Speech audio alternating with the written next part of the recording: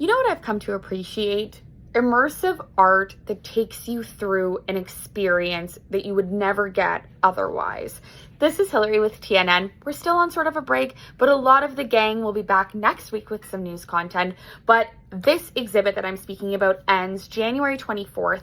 On my birthday. So I wanted to make sure that I got this video out in time. United Contemporary Gallery is presenting Paradise by Mitchell Akiyama and Emma Nishimura, and it shows their grandparents' history and experiences sort of like living in the internment camps in British Columbia as Japanese people who were finding refuge in Canada. What's really interesting is that they are first-time collaborators, Mitchell and Emma, but they are lifelong friends.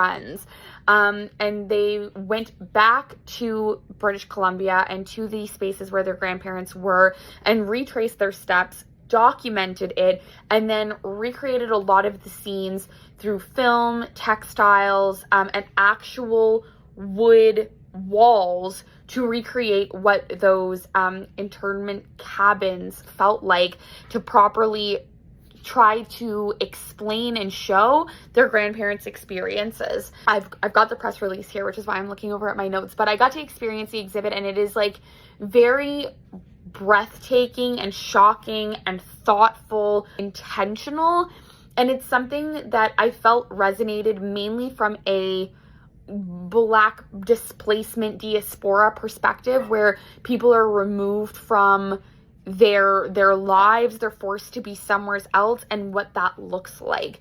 So the name Paradise actually comes from a sort of game that they would play as kids, where they would make these elaborate sand sculptures to keep frogs in, without considering that they were keeping the frogs captive to have their own piece of joy by having the frogs. Upon reflection, they've realized that it sort of begs the question of how people get their joy and how people get their utopia. And in the parallel of what happened to, their grandparents and their family's legacy, these internment camps were created for whose joy or whose success or whose prosperity. So it talks about generational trauma, it talks about legacy, paradoxes, and it's an absolutely lovely exhibit, and I implore you all to go. It's being done in conjunction alongside an exhibit by Norman Takeuchi and Akira Yoshikawa. So you are getting a wide range of Japanese Canadian art from various different generations at United Contemporary Gallery. So go check it out. It is on until the 24th.